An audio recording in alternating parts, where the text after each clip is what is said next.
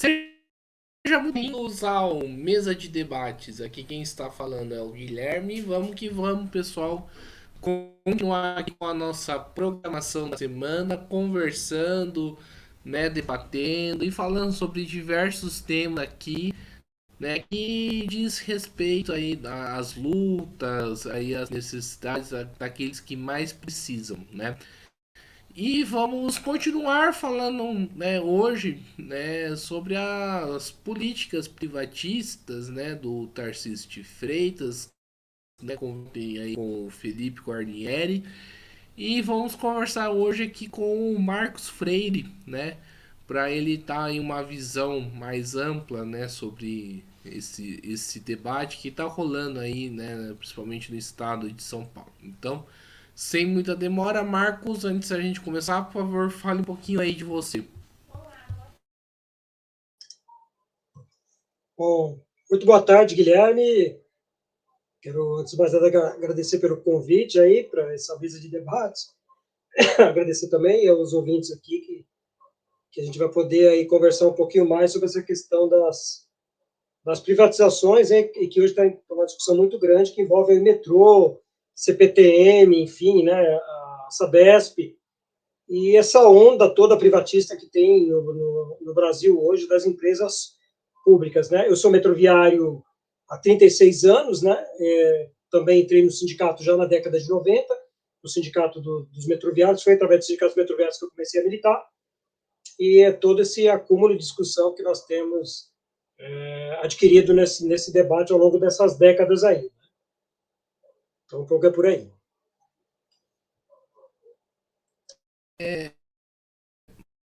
Marcos, e começando aqui a nossa entrevista, né, eu gostaria que você fizesse uma visão geral, né, de como que esse processo aí todo aí do Tarcísio de Freitas em relação ao às privatizações, às privatizações. Bom, então vamos lá. Acho que o primeiro é salientar que ele não começa no governo do Tarcísio, né? Essas propostas de ultraliberais, enfim, né, que a gente que vem tomando conta do Brasil, ela já vem de um longo tempo, né? E falando especificamente aqui do metrô, para a gente relembrar um pouquinho mais, ele tem alguns processos, né, que vêm ao longo disso. O metrô é constituído, digamos assim, estatutariamente através do Estado e do município, lá dos anos 60, final dos anos 60, que começou a se pensar, né, a construção de metrô na cidade de São Paulo, né? A partir daí a prefeitura toma à frente essa discussão e, inclusive, num dos primeiros documentos cita que majoritariamente era a prefeitura de São Paulo que detinha o controle majoritário das questões do metrô de São Paulo, né? Depois, posteriormente, isso muda, passa para o Estado, né? Gerir digamos assim, as ações, enfim, né, ter um domínio maior do controle do Estado. Isso foi durante algumas décadas, e depois isso começa a mudar, né? Se a gente pegar ali já do governo do Quércia, já se tinha uma ideia de privatizar, mas não era uma ideia ainda tão forte, né? Ali centralizou ainda muito na construção, depois se construiu a linha 2, enfim, depois esse processo foi crescendo.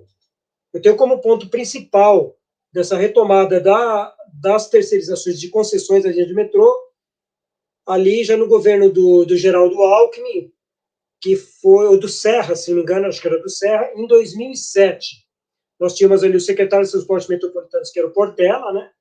E ali a ideia começou a se tornar muito mais concreta, né?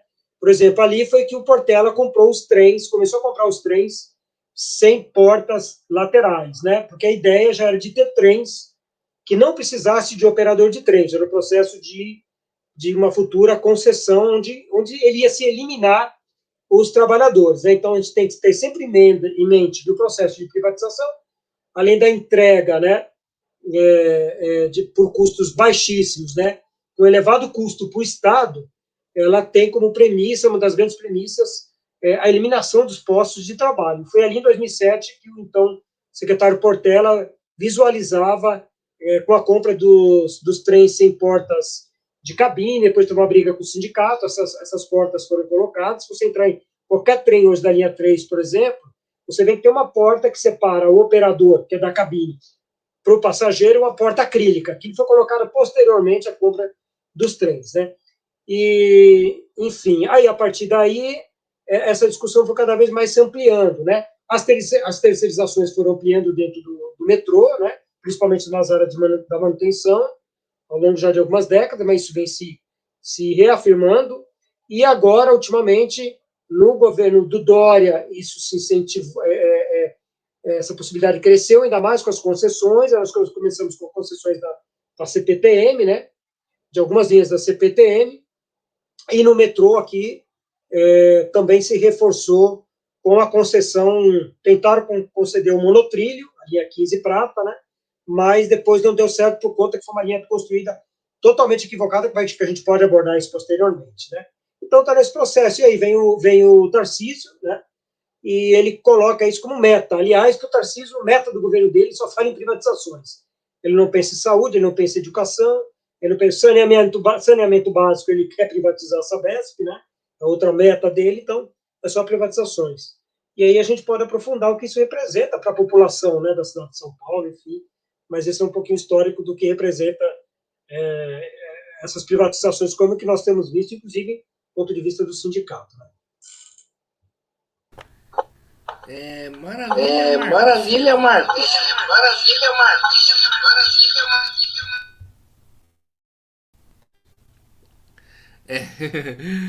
E Marcos, é o seguinte, esse ataque, né, que o Tarcísio está fazendo aí no estado de São Paulo mostra que a extrema direita ela não foi, né, digamos assim, derrotada, né? Ela segue firme e forte aí, né, atacando os trabalhadores.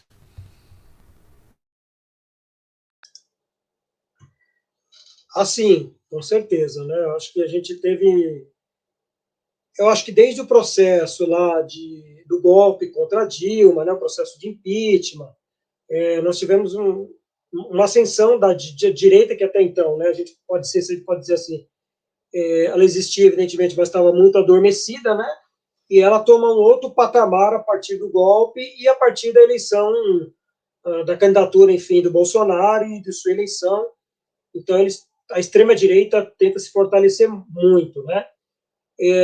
Felizmente, aí, com a retomada do Lula, que ganhou a eleição por uma vantagem mínima, né? Foi 1,9 que ele ganhou a eleição, né?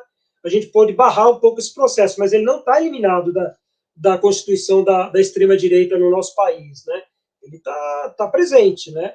E tem alguns pilares ainda aí na sua representação, né? Tem o Zema aí, por exemplo, no estado de Minas Gerais, e aqui em São Paulo nós temos aí o Tarcísio, né? Inclusive hoje, se vocês pegaram a notícia agora à tarde, o Bolsonaro está saindo de uma cirurgia, e simplesmente o Tarcísio vai aí recebê-lo de bom grado, né, no Palácio dos Bandeirantes, né? Então isso é uma sinalização política, né, de que ele está muito alinhado a essa política de extrema direita, enfim, e que representa de uma forma muito negativa para os trabalhadores e trabalhadoras, né?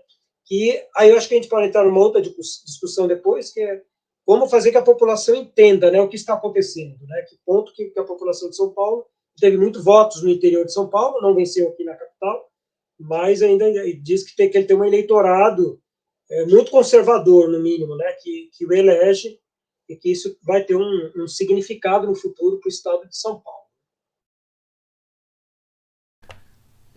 Marcos, a gente critica, né, e com toda a razão do mundo, a extrema direita, né, por conta aí dos seus processos de privatização.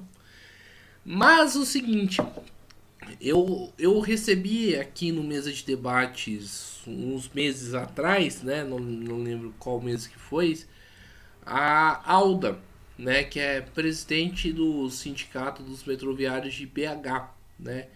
E lá em BH, né, o atual governo, né, federal tá conduzindo aí, né, tá não reverteu o processo de privatização do metrô, né? O que está acontecendo? Bom, acho que primeiro a gente precisa ressaltar que isso foi um processo iniciado pelo próprio governo de Minas Gerais, né? Então o Zema está muito embrincado nessa questão de entrega, ele não desistiu nenhum minuto, né? E o governo federal tem um embate, tem uma conversa, um diálogo muito grande com o movimento sindical no sentido de não dar sequência a essas privatizações. Não vou negar que tem um debate também, por um outro lado, que é a questão das PPPs, defendida, inclusive, por membros do governo federal. Né? É uma outra discussão séria que a gente tem que levar. Mas que isso vai ser muito posto pelas lutas dos movimentos sociais e pelo movimento sindical. Acho que só isso que nós vamos construir essa resistência e não deixar que outros setores, como outros metrôs, por exemplo, sejam concedidos, enfim, né, privatizados. Né? Eu vi uma matéria dizendo, por exemplo, que o Lula está simpático à ideia, por exemplo, de segurar a CBTU em Recife, né? E não deixar no processo de privatização. Então, vamos ver como é que esse diálogo avança, principalmente com a FenaMetro, a Alda é a presidenta da FenaMetro também, né? Então, acho que ela vai ajudar a contribuir muito nesse debate, como todos os sindicatos, né? Eu acho que nós vivemos aí um semi-parlamentarismo, né, digamos assim, porque você tem o governo, o executivo, né, e você não tem a maioria no Congresso, né, então você fica sempre sujeito, o governo sujeito às pressões ali, por exemplo, do Centrão, de outros, de uma parcela muito grande que a população votou, né, vota no presidente de esquerda, mas não vota nos membros do Congresso Nacional. Isso é muito ruim, né? Isso é muito ruim. Então, eu estava vendo uma entrevista ontem de ele que foi o idealizador lá em 1988 da ideia do presidencialismo de coalizão, né? Que é o que nós vivemos nas últimas décadas. Isso é muito ruim, né? Então aí vai sempre nesse embate dos movimentos sociais, né? Do povo na rua, para que essas políticas neoliberais não se concretizem do ponto de vista de prejudicar a população e a própria classe trabalhadora. É um debate que nós, da esquerda, nós temos que enfrentar.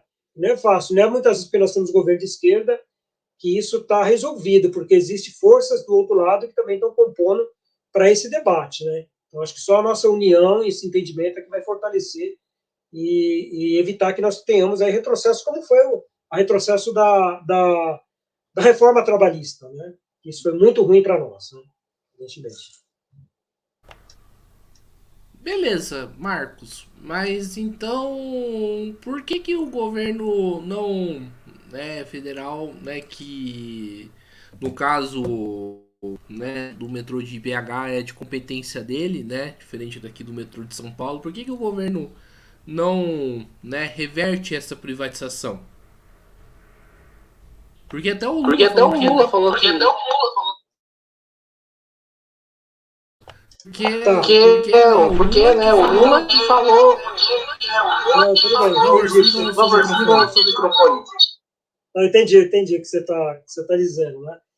Não sei como é que esse processo estava, o quanto estava adiantado, né? O que tinha já de papelada assinada, né? Que é sempre esses trâmites aí legais, que depois para você reverter é muito difícil, né?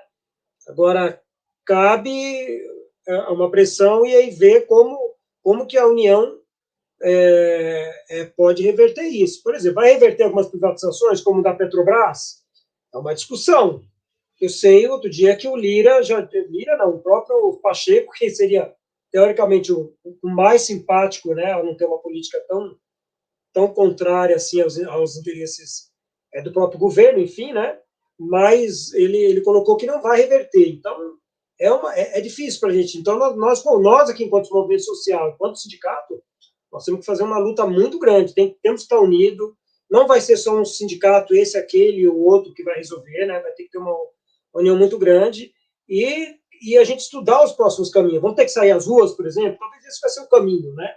Sair às ruas, protestar, porque eu vejo de uma certa forma, uma passividade muito grande da população, né? Seja nessas questões das privatizações, das reformas trabalhistas, da Previdência, as pessoas não têm consciência que elas não vão conseguir se aposentar daqui para frente, né? vão se dar conta disso daqui talvez 20 anos lá na frente, vai ser muito tarde, né?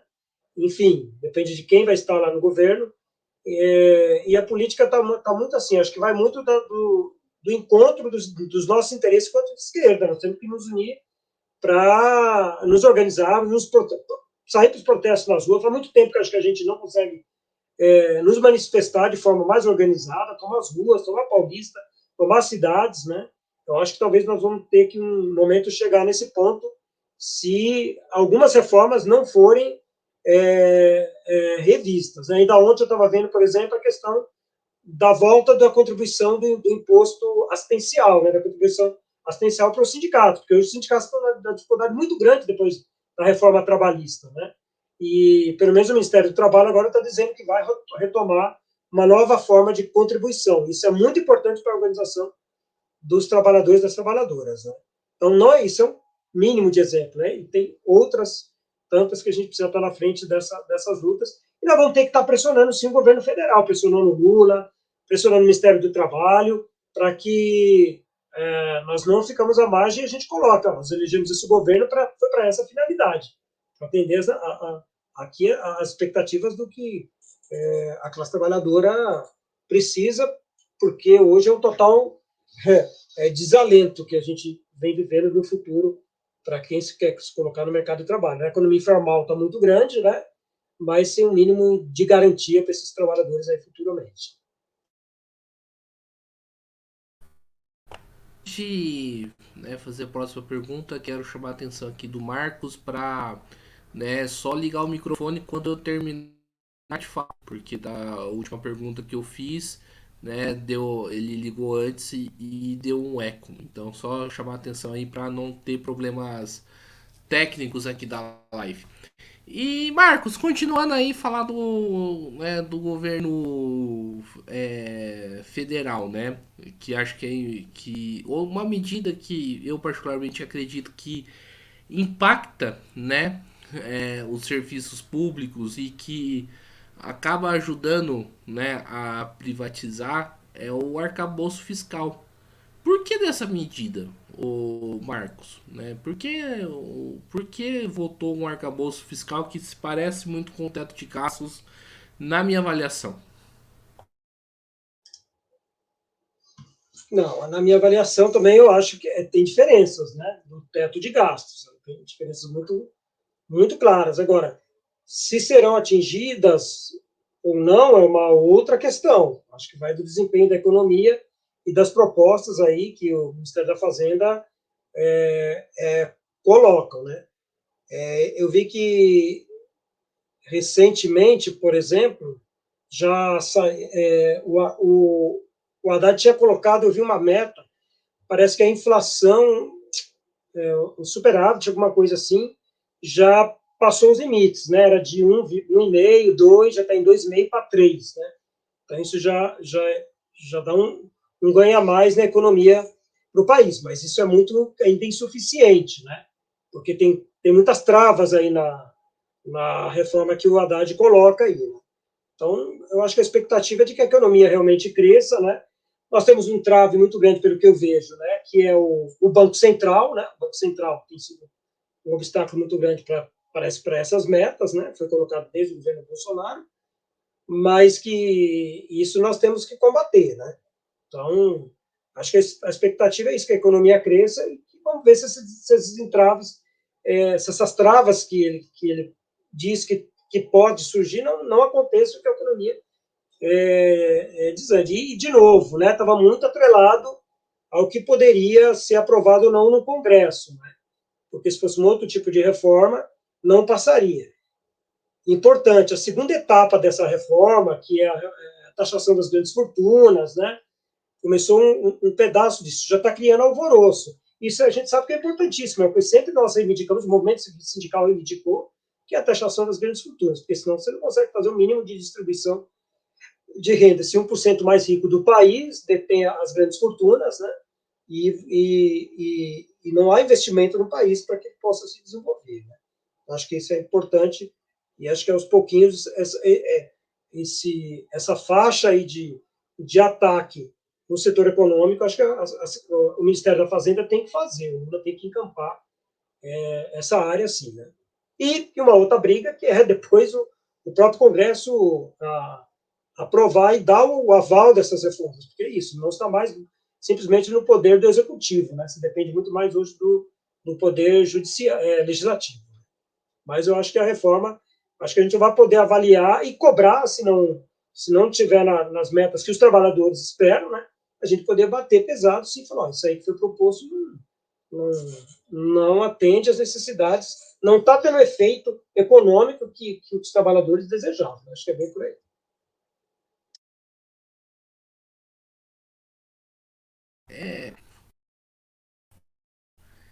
Marco, existe uma lenda, né, um mito neoliberal, né, que fala que privatizar melhora os serviços públicos, né? Você que é do metrô, acho que você sabe que, né, eu particularmente acho que a linha 4 amarela, para mim é a pior linha que existe no metrô de São Paulo. Não por conta dos funcionários, né, dos trabalhadores que estão lá, que, né, vivem inclusive trabalham de forma precária lá, mas sim por conta, né, de ser uma linha privatizada. Eu gostaria que você falasse um pouco mais, né? Privatizar melhora o serviço público ou não, né? Porque o metrô fala que não, né? Então, isso é uma grande falácia, na verdade, né? Que os serviços públicos privatizados, eles se tornam melhores, né? Atende melhor a população, com menor qualidade, por um custo menor, né? Porque a gente sabe que isso é uma grande mentira. Então, se a gente pegar, por exemplo, como você citou aqui, a linha 4 amarela, ela foi concedida ali, na sua concessão, num contrato que é muito benéfico para a empresa que controla a linha 4 ali, que é basicamente a CCR, né, a grande detentora ali do controle da linha 4, né? Na verdade, tem um custo muito grande ainda para o Estado ali, né? Porque o contrato, uma das grandes cláusulas, era feito da seguinte forma. Por exemplo, eles começaram a entregar algumas estações. Então, você tinha determinada estação, não entregou uma aquela, não entregou outra, até chegar ao final, que seria a Vila Sônia, a empresa, acho que é a MOV São Paulo, se não me engano, a concessionária, a linha 4, a MOV linha 4, ela teria que ser indenizada, ressarcida. Então, hoje, se você paga R$ 4,40 pela passagem, a CCR hoje recebe em torno de R$ 6,30 por passageiro transportado, enquanto toda vez que a meta de usuários não for atingida, o Estado ressarce. Isso é um absurdo, né? É o que a gente brinca, assim, nem é contrato que pai faz para filho mais, né? Então, eles não perdem nada, né? Eles ganham muito, muito lucro com o Estado. E aí saem na bravata de que a concessão, de que as privatizações ela tem um custeio menor, né? Isso é uma falácia. E aí a gente pegar, né? As pessoas falam, linha 4, eu passo a ideia como se fosse uma iniciativa privada que tivesse construído. Ele foi construído pelo metrô, fizeram rodar, foram os técnicos do metrô. Na época, para você ter uma ideia, eles chamaram 4 técnicos, porque a CCR não conseguia fazer os trens rodar da linha 4 amarela, eles não tinham esse know-how, e eles pagaram uma fortuna para que os técnicos do metrô, nos dias de folga, fossem lá ensinar para eles como é que os trens rodavam, né? Então, tudo isso, né? Pega a mão de obra já do Estado e aí eles saem falando que eles são os melhores. Aí você falou da precarização do trabalho, né? Isso é muito evidente, né? Lá, por exemplo, as informações que nós temos é que os funcionários não ficam mais de 5 anos na empresa privada, né? Eles já são demitidos, né? Se vocês falarem que eles são sindicalizados, automaticamente eles são desligados da empresa. Isso fere a liberdade de atuação sindical, né? A liberdade de você sindicalizar, enfim, de ter seus direitos. Né? Isso é um absurdo, mas é assim que a empresa privada lá trata. Então, são uma série de questões, né? Ontem mesmo, nós vimos o quê? As empresas das bilheterias, né? Os funcionários abandonando porque não receberam salário. Né? A empresa simplesmente fechou as portas, a terceirizada, não quis saber. Aí vem o presidente da CPTM, né? Com a maior, assim, cara deslavada, pedir o favor dos funcionários da CPTM, ajudar a tocar, porque não tinha nem funcionário para abrir as bilheterias. Né? Então é isso que dá as concessões, as privatizações, é um serviço de péssima qualidade, não pelos funcionários, como você disse, porque eles não têm um treinamento adequado, não têm uma remuneração. Então, eles não têm motivação, muitas vezes, para vestir a camisa daquela empresa. Né? Então, e aí o serviço vai. E algumas especializações do metrô, como é muito de área técnica, né, mesmo de engenharia, precisa de alguns anos para você ter esse acúmulo né, para obter esse know-how. Não é você trabalhando 1 ano, 2 anos que você adquire. Só que 1 ano, 2 anos, 3 anos, a empresa já demite. Né? Então, o serviço começa a cair, a qualidade, a gente observa na linha 8 e na linha 9 as falhas constantes, né? Porque não tem técnicos qualificados para atuarem, né? E é isso que o governo do estado, o seu Tarcísio, oferece para a população aí da cidade de São Paulo. Lamentavelmente. Para o estado, né? Porque pega cidades vizinhas também.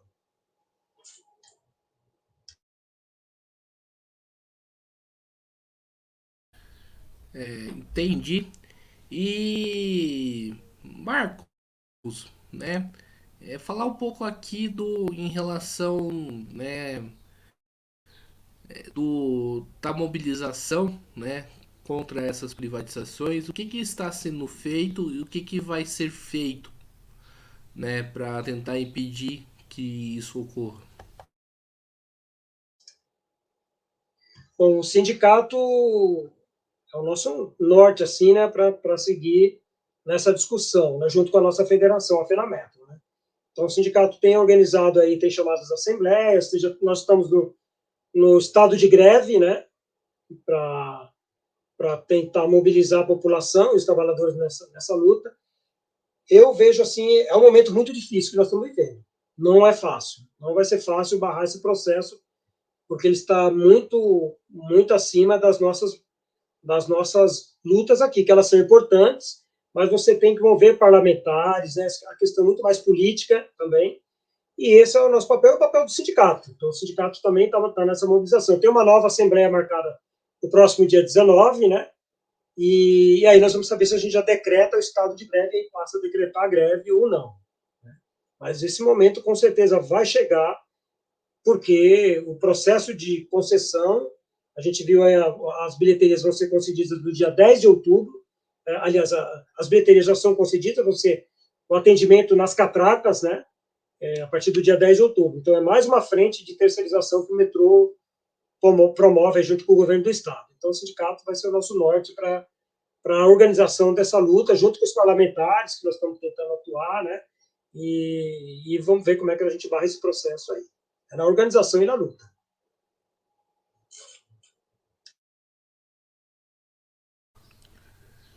Certo? E a questão do plebiscito, Marcos?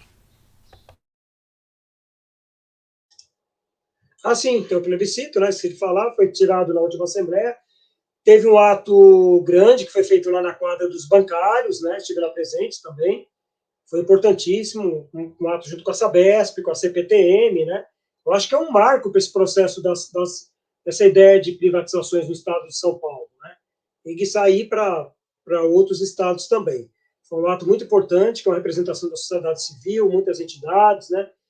O movimento sindical presente, centrais sindicais. Então, acho que foi muito importante. Eu espero que isso sirva para que seja feita uma força, né, tarefa grande para a gente poder mobilizar as questões políticas, as forças políticas, inclusive na Assembleia Legislativa, né, que é um ponto fraco que nós temos, mas que nós temos que atuar lá, que é um ponto importante de barrar esse processo das concessões. Então, o plebiscito é importante nesse sentido. Né? Aí tem as urnas correndo, né, com os votos, nas áreas do metrô, foi levado para alguns outros sindicatos também que estão colhendo esse voto. Eu não lembro agora quando vai ser feita a apuração, se não me engano, acho que é no início do mês que vem. Né? E aí a gente vai ver o que a sociedade pensa na questão das concessões do metrô. Já existe uma pesquisa, né, que não é feita dentro desse plebiscito, que já diz que a população está contrária às concessões e às privatizações. Isso é um ponto muito importante, né? Porque elas estão começando a perceber na pele as desvantagens que elas sofrem do serviço prestado, do serviço público, né, que começa a decair muito, né? Porque, principalmente também porque o serviço de qualidade cai e o custo, né? O custo se eleva muito nas questões das privatizações aí, da população.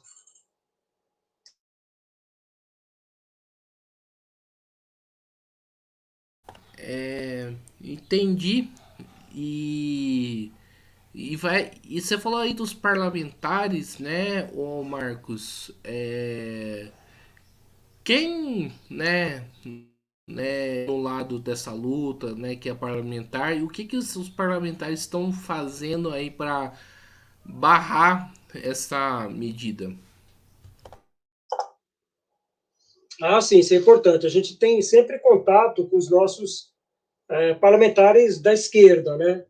Então, você pegar as bancadas do PT, do PSOL, do PSB, né? Deve ter algum outro partido aí menor também que está junto, o PCdoB, evidentemente, né, também, e alguns outros partidos que estão nessa nossa luta, que conseguem entender esse processo de quão oneroso para o próprio Estado são essas concessões. Então, a gente tem um diálogo. Eu, por exemplo, sou do Partido dos Trabalhadores, consigo dialogar com os deputados do PT, né? Então, nós já tivemos desde lá atrás, eu lembro desde a questão da linha 15 prata, né, do monotrilho, dialogava muito com o deputado Zico Prado, né? Você tem Paulo Fiorilo, hoje você tem o Maurici, enfim, vários outros, como você tem os do PSOL também, né, que estão nessa empreitada, e o PCdoB. Então, é importante sempre esse diálogo. Já foram feitas algumas audiências públicas, né, onde nós levamos essas questões das privatizações, foi feita audiência pública na própria LESP, e que foi importante para demarcar e mostrar o descontentamento. Agora, isso tem que se reverberar em ações de fato. É isso que eu digo, que o concreto nessas privatizações é como você barra esse processo no Estado. Né? Como que barra o Tarcísio? Né? Aí é um processo muito maior e muito. Que aí, eu acho que ainda nós, da esquerda, não encontramos o ponto certo de causar um prejuízo maior, vamos dizer assim, para que essas concessões sejam barradas aí. Então, isso é importante. Mas o diálogo com os parlamentares é fundamental e isso está sendo feito constantemente. Entendi. E o Marcos, né?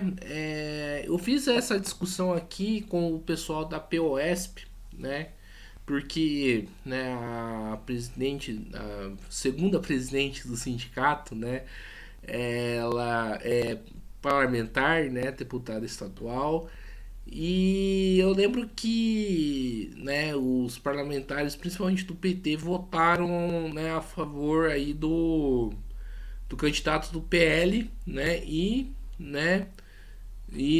no aumento do salário do Tarcísio. Isso prejudica a luta para você ou é só um detalhe? Olha, eu espero que poderia ser só um detalhe, né? Mas principalmente é a questão do ponto de vista até moral, né? Até ético, né? Quando você vota um aumento onde a maioria dos trabalhadores, os funcionários públicos, tem barrado os seus aumentos, como o caso era que é da área do professorado, né? Então, fica muito ruim, porque toda vez que o professor precisa de aumento, ele não consegue. Assim como nós, metroviários, somos taxados muitas vezes por ser Marajá. Marajá onde, né? Marajá está nos altos cargos, nos cargos adjutos, nos cargos indicados, né? E esses ninguém fala, né? Mas o que eles acham que é o funcionário que ganha muito, que eles vendem, né? Que as empresas privadas vendem, que é o bilheteiro, quem está ali atendendo o público no seu dia a dia, o operador de trem, o maquinista da CPTM, esses ganham salários vultuosos, né? Como se ganhar 2, 3 salários fosse uma coisa absurda, né? Então, mas é isso que é colocado. Agora, provar salário na calada da noite, isso é sempre vergonhoso, né? Então, acho que se aprovaram, isso é péssimo. Isso é péssimo. E a gente sempre, mesmo sendo de esquerda, a gente é contra. Nós o colocamos sempre contra isso daí. Porque se eu comentar para ele, se vai ter efeito cascata, que tem para os trabalhadores e trabalhadoras da base. Então, nós vamos apoiar, mas vai pagar lá? Não. Só é ali para o governador, é o secretário, né, o secretário, primeiro e segundo escalão, aí vai para a LESP, daqui a pouco vai para o judiciário, que tem um poder muito grande, né? Mas o resto do funcionalismo né, não chega a esses reajustes, que é sempre uma briga muito grande nos dissídios coletivos. Né? Então, acho que isso é péssimo. O parlamentar de esquerda aqui que fica simplesmente apoiando aumento de governador e de secretários que não apoiam a classe trabalhadora, acho que isso é horrível.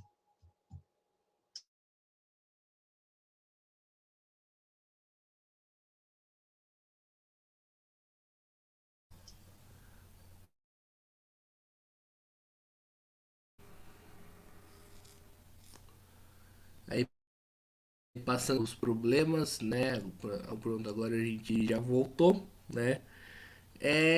Marcos, já que você tocou nessa parte, né, do funcionalismo, né, principalmente na questão do metrô, como que tá as condições de trabalho, né, questão de salário, né? Gostaria que inclusive você rebatesse essa afirmação que você fez, né, falando que tem gente que acha que metrô é área Marajá.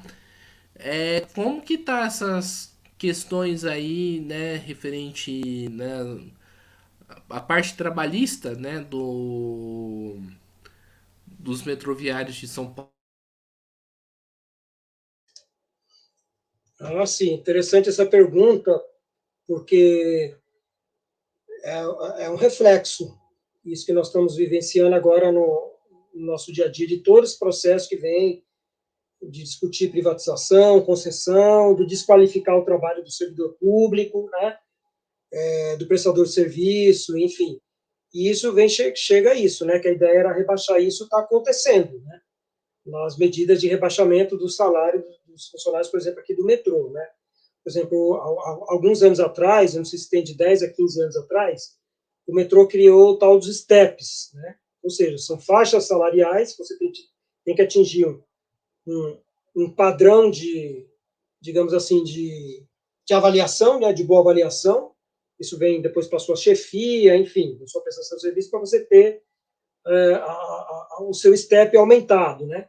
Só que da maneira que eles colocam, o percentual que eles colocam é tão mínimo e que você leva, por exemplo, um funcionário hoje que entra na função de bilheteria, ele levaria, no mínimo, levaria hoje 10 anos para atingir o teto do seu salário. Né? Só que ele não atinge, porque esse valor está restrito a 1% da folha de pagamento, que não pega pouquíssimos do quadro de funcionário, então a grande maioria não atinge nem esse 1% ao ano. Né? Enfim, isso gerou uma cadeia que tem colegas aí que eles estão há muitos anos sem ter, por exemplo, tem colegas que chegar a 3 anos sem ter um percentil a mais, né? Um percentual do STEP no seu salário. E assim vai para todas as outras áreas, né? Então, isso tem causado assim, uma insatisfação muito grande, um desânimo, né? E como você veio da privatização da concessão das bilheterias, eles perdendo seus postos de trabalho, né? Isso também representa o rebaixamento. Está sendo muito extenuante trabalhar hoje na estação, porque não tem funcionários, assim como no trem. Então, as pessoas estão tendo muito problema de saúde, né? Afastamento médico, por conta de estresse, por conta de acidente de trabalho, agressões da linha de bloqueio, que nós chamamos, que vocês conhecem como catracas, né?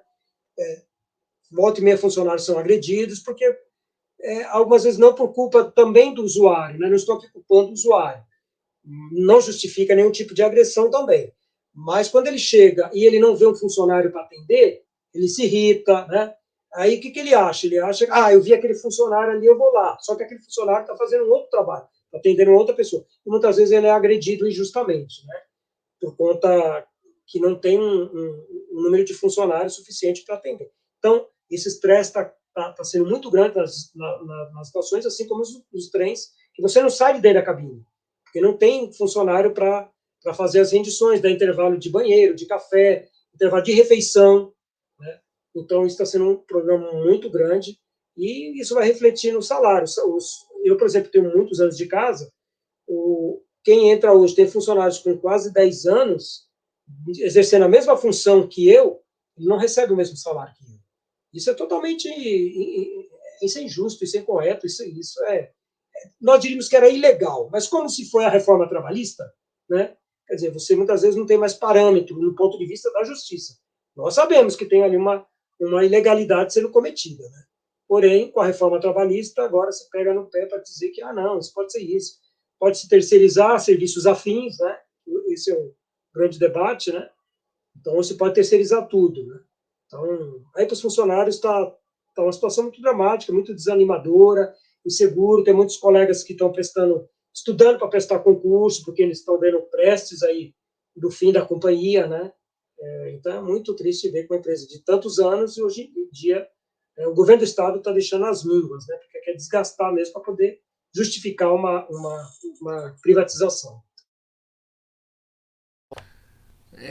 Marcos, você falou aí bastante da reforma trabalhista, né? É possível reverter a reforma trabalhista? E se sim, como?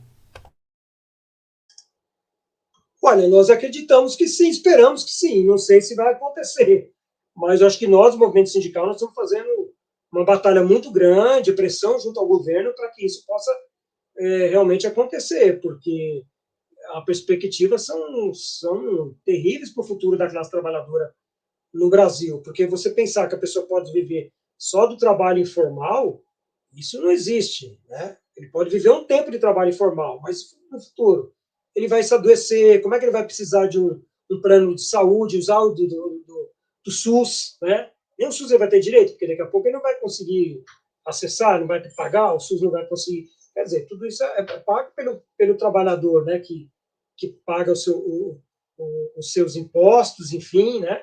Que tem colhido o INSS, uma série de questões que eu estou deixando de ser recolhido, né? Então, a reforma trabalhista ela foi muito nefasta nesse ponto, no governo Temer, e que o governo Temer está aí, ainda ontem mesmo fazendo entrevistinha, porque o Lula aventou a possibilidade já de poder rever, né, essa reforma, e aí a direita, quer dizer, os setores liberais estão muito preocupados com isso, né?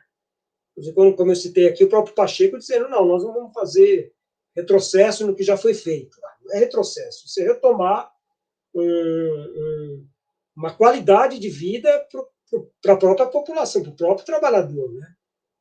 E deixar do jeito que está, isso vai descambar tanto do ponto de vista, principalmente do ponto de vista econômico, né? Porque isso não é vantagem para ninguém, nem dos neoliberais isso é vantagem, né? Se o trabalhador não ganha, ele não consome, não gera economia, né? Ninguém ganha com isso, só perde e muito. Então, a reforma trabalhista ela tem que ser revogada. No nosso entendimento, ela tem que ser totalmente revogada. E acho que é essa batalha que o movimento sindical está encampando daqui para frente para que a gente possa ter sucesso nesse sentido aí. Você fala, né, que o Lula vai rever a reforma trabalhista. Quais pontos que o Lula, né, vai rever?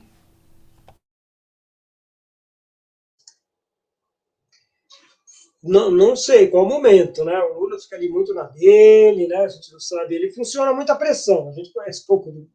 Ele funciona muito a pressão e muito pelos desgastes também que ele sofre. Então, acho que vai caber aí uma certa pressão mesmo em cima dele para que ele reveja.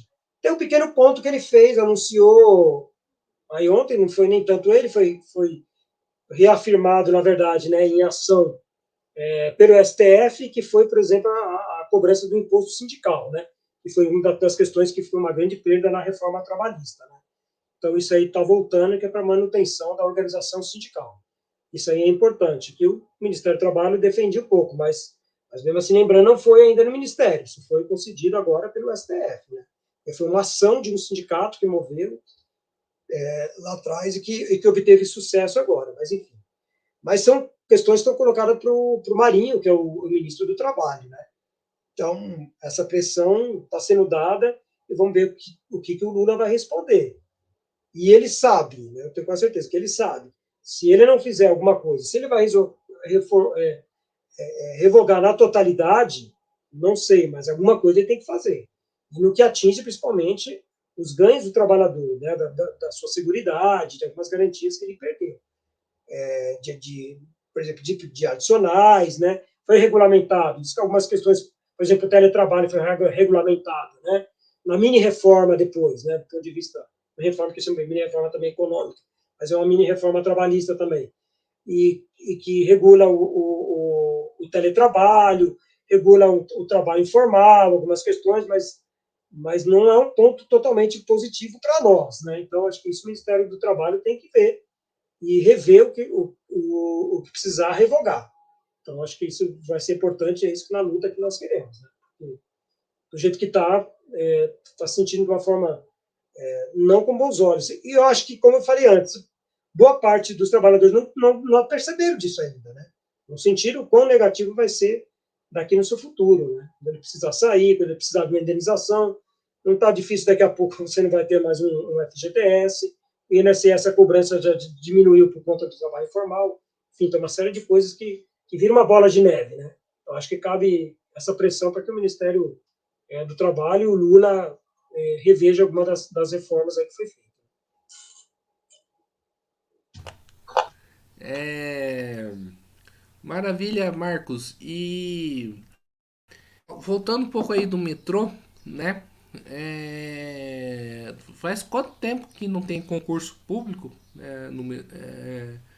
pro metrô, né? Porque se existe essa falta de funcionário é porque, né, tá faltando concurso, né?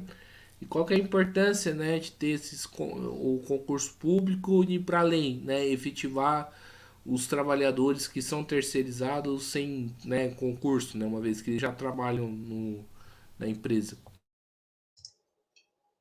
Então, Guilherme, isso é importante, né? Uma briga que a gente vem fazendo, o sindicato vem cobrando direto, acho que é isso mesmo, acho que o último concurso foi feito em 2019, de lá para cá não teve mais nenhum concurso. Teve alguns concursos paralisados, por exemplo, o concurso de AS, que é o agente de segurança, né? Ele foi paralisado, parece que ele ainda está em vigor, porque o metrô barrou no período da pandemia, né? A sua validade, né? E retomou agora o prazo. Então, ele não está vencido. Ele disse que ia chamar 150 agentes de segurança. Até agora, não foi concretizada essa convocatória. Então, a nossa preocupação é que isso se reverta realmente para a terceirização, né? Como ele está dizendo que vai fazer a terceirização aí das linhas de bloqueio, sabe lá, ele vai fazer a terceirização da segurança, sendo que tem concurso aí. Né? E a nossa briga é isso, que realmente reabra os concursos, né? Porque só o servidor público com treinamento adequado, o treinamento é longo, não é colocar uma bilheteria como uma terceirizada faz e dizer, ó, você fica aí atendendo, né? Não tem um treinamento específico para ali para estar atendendo e estar lidando com aquele montante, com aquele dinheiro, né, do dia a dia. Teve casos, é um absurdo, né? Teve caso do trabalhador ficar ali um mês, pegar o montante do dia e sair fora. E o metrô só foi perceber um mês depois que faltou o dinheiro da arrecadação daquele dia. E foi feito um processo para tentar localizar, só que o funcionário já tinha sido desligado da empresa, né? Então, isso estava acontecendo muito. Eu não sei se isso acontece mais, né? Mas teve um período que isso aconteceu logo que se terceirizou as bilheterias. Né? Então, tudo isso tem a ver com precarização do trabalho. Né? Então, é importante o concurso público, o sindicato continua cobrando, né? É muito que reassuma os concursos, né? Mas a gente está nessa expectativa de briga para ver o que vai dar até o processo da concessão, que você sabe, o Tarcísio tem dito a todos os cantos aí que até 2025 ele privatiza, cede todas as linhas do metrô.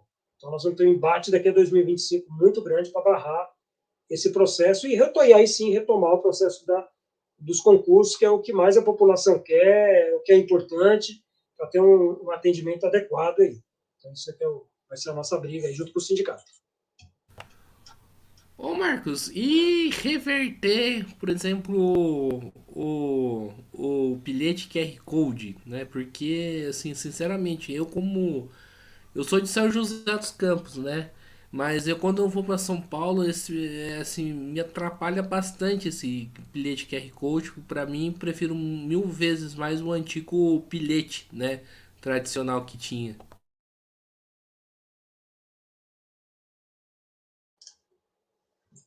Então, Guilherme. Primeiro, parabéns, você é de São José, meu irmão mora em São José dos Campos também, minha cunhada, meu sobrinho. Na cidade ali. Então, Guilherme, é um problema. Eu trabalho, às vezes, circulando, que eu sou do trem, eu trabalho ali na estação Belém. Foi uma das estações piloto para o QR Code. São 5 estações, né? Uma delas é a estação Belém. Eu trabalho ali. Quando eu estou circulando, que eu fico vendo falha de trem. Não trabalho na estação, eu fico falha. Mas eu sempre estou ali com os colegas das catracas ali, acompanho, ajudo eles, inclusive até atender com informações os usuários e tal, né? E, cara, uma das maiores reclamações que tem ali é o uso do QR Code. Porque o metrô vem de uma ideia, né? O governo está quer passar a ideia, ó, todo mundo agora não vai usar dinheiro, vai ter o seu cartão, vai lá e compra. Só que boa parte das pessoas que chegam ali na catraca, eles não têm nem cartão de crédito, eles não têm cartão de débito, não tem nada. Aí você fala para ir lá em dinheiro você só. Porque aquelas máquinas você deve saber que você compra de vez em quando, elas não dão troco. Se você colocar R$10 para cobrar R$4,40, aquela máquina não te dá troco. Nossa, o que teve de usuário que já xingou, aí ele vem culpar o funcionário, que agrediu o funcionário que está ali na linha da catraca. Não tem nada a ver. Né? E ali quem responde, às vezes, digamos assim, entre aspas, engole o dinheiro, não dá troco, né? Aí você tem que ligar para a empresa, que é a empresa terceirizada, isso não tem nada a ver com o metrô, né? Até então o metrô, os funcionários estão ali trabalhando. Então é uma série de problemas. Você manda ele comprar dinheiro e fica a 2 quadras numa farmácia, ele xinga, ele te xinga, ele quer agredir. Então é isso que fez. Tanto é que nesse ponto, o que era GOP, que agora saiu para ser GOP, o gerente de operações, saiu do metrô para ser gerente de operações, para ser diretor de operações nas linhas concedidas, você vê, olha o grau de promiscuidade, né? Quer dizer, isso fere código de ética, isso fere qualquer lógica do Estado. Tem até o termo que usa juridicamente, que eu não me lembro aqui, né? Você não pode, o funcionário que ele tem todas as informações da empresa, ele ir para outra empresa e carregar essas informações, né? Em detrimento daquela empresa, né? Isso é totalmente ilegal. Então, não sei se a Assembleia Legislativa vai averiguar essa questão, porque é importante, isso é um escândalo. Está acontecendo hoje é um escândalo. Enfim, e naquela ocasião, o próprio gerente de operações, ele barrou. Ele não quis mais que fosse implantado em outras estações do QR Code. Está parado esse processo. Né? Eles não terminaram, talvez por questões contratuais, mas também não expandiram. Mas pode expandir, com certeza, com o tempo, eles vão continuar nesse processo. Mas a reclamação é muito grande, cara. Xinga, é um absurdo. É um absurdo mesmo. Vamos aí para a última pergunta, o Marcos, né? A gente fala desse processo da privatização do metrô, né, que envolve outros serviços, como a Sabesp, a CPTM também, né? E acho que é importante a gente falar que o processo, né, de privatização começa já, né, no governo Alckmin, né, que hoje é vice-presidente do Brasil, né, do Lula. Como que você vê aí, avalia a atuação do Alckmin enquanto governador, que privatizou, que começou esse processo de privatização do metrô, mas também, né, atacou aí os professores, enfim, né? Queria que você fizesse uma avaliação aí pra gente, inclusive, terminar a entrevista. Guilherme, eu tenho uma posição muito clara sobre isso. Assim, acho que são coisas distintas. Por incrível que pareça, para mim são coisas distintas. Né?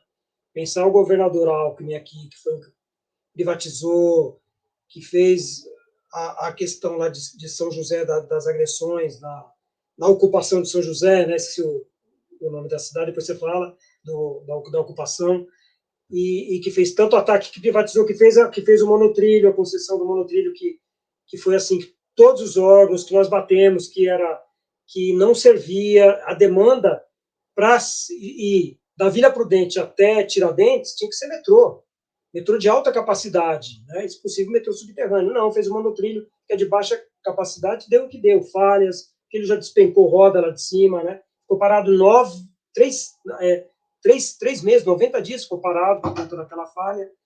Então, assim, fez coisas absurdas aqui no estado de São Paulo, né? Extremamente liberal. Agora, se pensar a articulação que o Lula fez para o governo federal, eu acho que foi cabível. Eu temo até arriscar. Tem alguns que dizem que não contribuiu muito para a eleição do Lula, não sei. Talvez.